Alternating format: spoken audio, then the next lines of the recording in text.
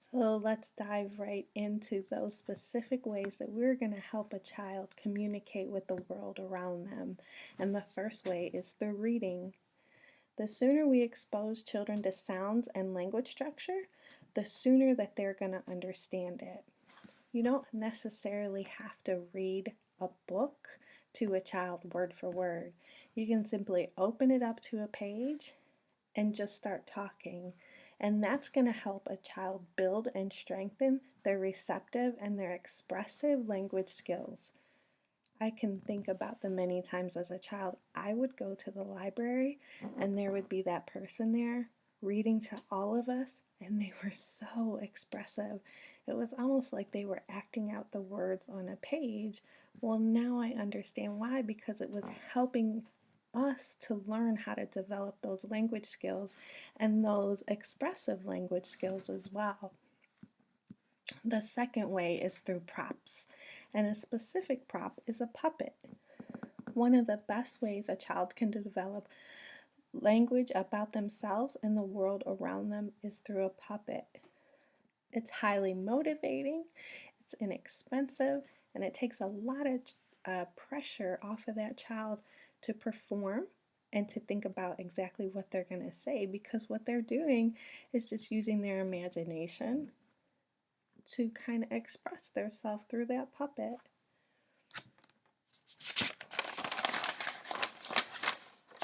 Next is sign language. The fastest and easiest way to reduce frustration in the child and in the family is to teach the child how to sign. Back in the 80s, this was kind of just coming into play. It wasn't really used yet, it was more talked about. As time went on and they began to use it and study it, they began to see the effectiveness that it has on the entire family. You can let the child can let you know what they need without even having the words, knowing the words yet. They can let you know what they need. It stimulates intellectual development and emotional growth. It's also scientifically proven that children who use sign language, who are taught sign language, that by the age of 8, they have IQs that are already 12 points higher than your average 8-year-old. So that's pretty impressive. I know when I was a child, I would have loved to learn sign language. Sign language to us was just pointing. And then your mom or dad really just trying to figure out, what are they saying? What are they trying to get to? So I think this is a fantastic idea. Even though I don't know any of my friends or family members who have used it, I think it's very, very impressive. Another way to teach a child to communicate is through music. Music contains rhymes and rhythm skills that help children develop with speech and literacy development.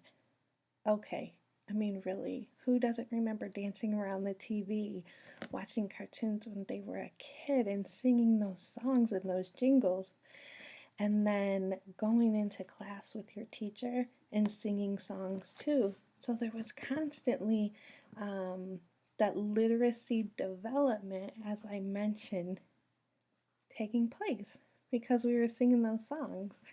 That was a lot of fun for me. I love singing and dancing around the living room when the cartoons were playing. Not that I do it anymore, of course. And finally, the last way to help a child to learn how to communicate with the world is through labeling things. So this is genius, right? All you're going to do is, of course, hey, you're going to put your little item up here and you're going to have a label on it, right? Coaster. And so what you're doing is the child is not only learning the word, but they're also associating the object that goes with it at the same time. That's a great way. I know when I was in kindergarten, everything was labeled. So, in conclusion, we talked about reading, props, sign language, music, and labeling things. Next, you're going to hear about the conclusion and a call to action on how to have your children develop their skills even more. Thank you.